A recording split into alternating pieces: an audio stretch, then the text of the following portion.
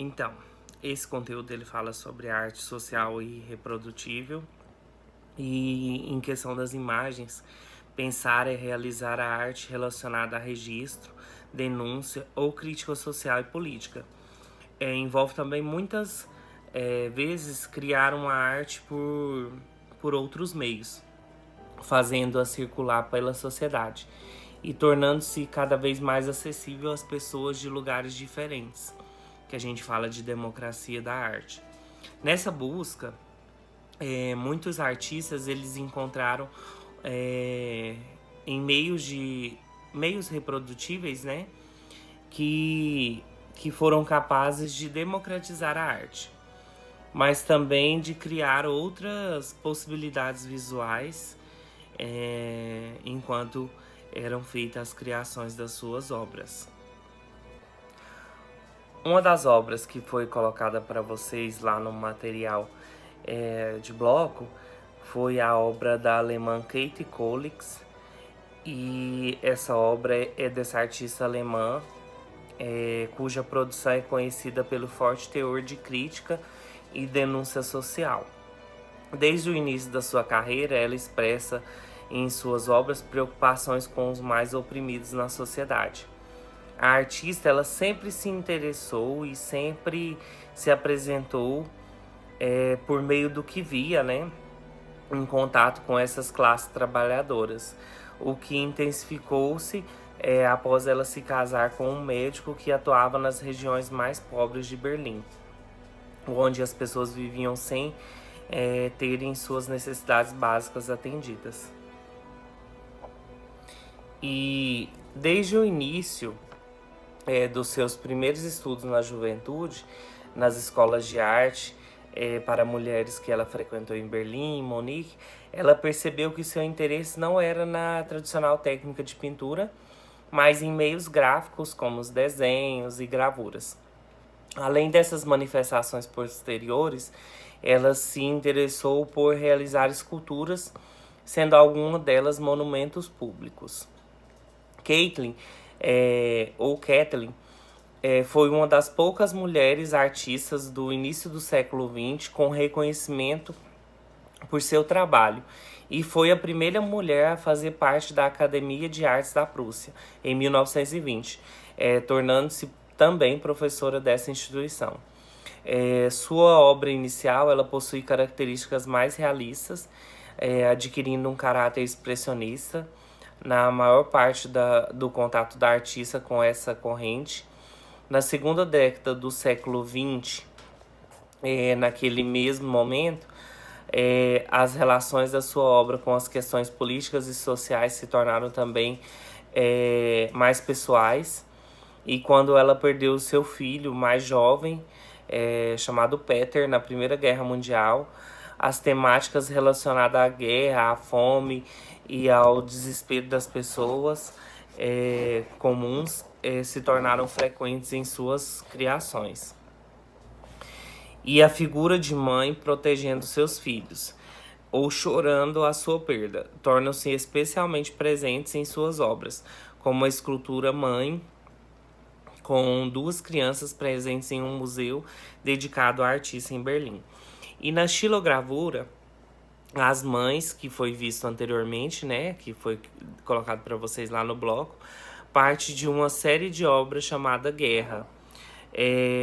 A gravura, gente, ela é um meio de criação reprodutível, ou seja, em uma mesma imagem pode ser reproduzida várias vezes a partir de sua gravação em uma matriz, que é um suporte da imagem original. A matriz recebe camadas de tinta e sobre ela é pressionada a folha de papel, que receberá a imagem, em um processo chamado de impressão. Essa imagem é chamada de estampa.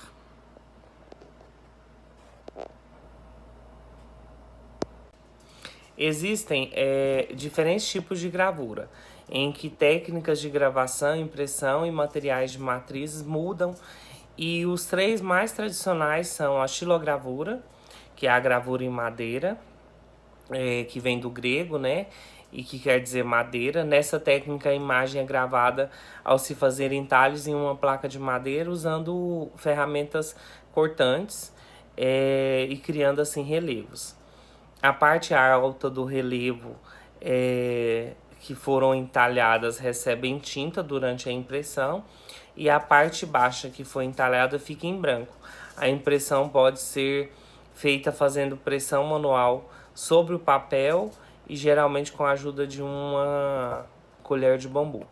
E também nós temos a gravura em metal, que é uma técnica em que a imagem é gravada em uma placa de metal, geralmente cobre, de diferentes formas, e podem ser processos diretos, em que são produzidos sulcos no metal com ferramentas cortantes, parecido com a xilogravura, e processos indiretos, em que as marcas das matrizes são produzidas com processos químicos que corroem o metal. Diferentemente da xilogravura, a tinta na gravura em metal penetra nos sulcos e a parte lisa e alta da placa é limpa antes de imprimir. Assim, o que passa para o papel são as marcas das partes baixas da matriz. Para fazer com que a tinta saia dos sulcos e passe para o papel na gravura em metal, é preciso usar uma prensa, que é uma máquina em que faz essa prensagem e transfere essa tinta. Nós temos também a litogravura, que é uma gravura em pedra. A imagem é gravada ao se desenhar ou pintar com materiais gordurosos, lápis, tinta, bastão, sobre uma matriz de pedra calcária e soluções químicas. A água ela é usada para fixar a imagem na pedra no processo de impressão. Usa-se tinta oleosa ao se passar a tinta, né, sobre a matriz. Ela é atraída pelas partes desenhadas e pintadas com o material oleoso, passando-se assim a imagem da pedra para o papel. É uma técnica de gravura em que o resultado mais se parece a um desenho ou pintura. As imagens, ao serem impressas, saem invertidas. Se tiver texto, por exemplo, ele deve ser gravado espelhado ou sairá de maneira invertida na estampa. A história da gravura ela está fortemente vinculada à da comunicação gráfica e seus meios sempre foram usados para criar cartazes, folhetos. No século XX, a gravura continuou tendo um caráter, inclusive entre artistas que empregaram essa arte, né, na criação de trabalhos pensados com esse fim. Caitlin, em vários momentos, criou cartazes relacionados a movimentos sociais dos quais participava ou apoiava, em especial contra a guerra e a favor de melhores condições de vida para a população mais pobre alemã. O cartaz Não Mais Guerra, que foi pintado em 1924, é um exemplo disso, realizado em litogravura. Sua mensagem é bastante clara e direta. Os homens aparentemente jovens parecem gritar com a mão levantada e a outra no peito, em uma posição tradicional de conclamação à luta e à resistência. No fundo, apenas as palavras em alemão, né, que dão nome ao cartaz. A luta daqueles que não queriam mais a guerra, no entanto, não surtiu efeito e poucos anos depois a Alemanha levou ao poder o regime nazista de Adolf Hitler, que desencadeou a Segunda Guerra Mundial. Caitlin, que era contra o regime, foi obrigada a renunciar, né, o seu posto na Academia de Artes de Berlim e foi impedida de exercer seu trabalho. Viveu reclusa os últimos anos de sua vida durante essa época e produziu uma série de obras sobre o tema morte. Acredita-se que não foi presa ou morta por ser muito reconhecida internacionalmente. Ela recebeu ofertas para se exilar em outros países, mas negou-se por medo de represália a seus familiares. Perdeu ainda seu neto Peter em combate em 1942 e faleceu apenas 16 dias antes do fim da guerra, em 1945.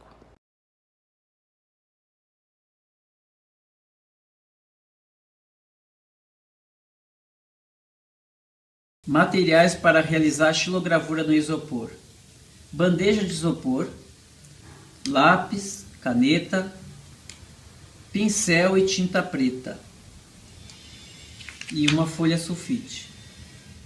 O primeiro passo para fazer a xilogravura é fazer um desenho no isopor. Com muita força aqui, ó, faz o vinco. Nesse caso aqui eu fiz um galo. Aquele galo que canta de madrugada e acorda os vizinhos.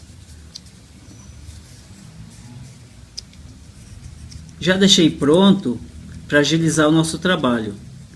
Vocês podem fazer o desenho com lápis antes, depois passam a caneta com força, ó, com muita força. Ó. Esse vinco é fundamental para que depois o desenho na folha onde a gente vai imprimir fique claro. Agora vamos aplicar tinta preta em cima do desenho.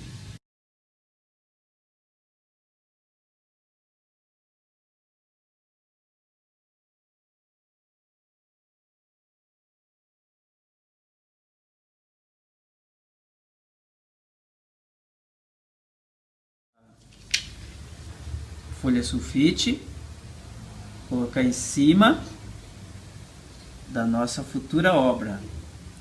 Colocou e vamos passar a mão, como se fosse um ferro de passar roupa. Passando. Imprimir nosso galo agora. Ele vai sair cantando. Ok? Vamos lá. Olha a surpresa. Oh. Oh.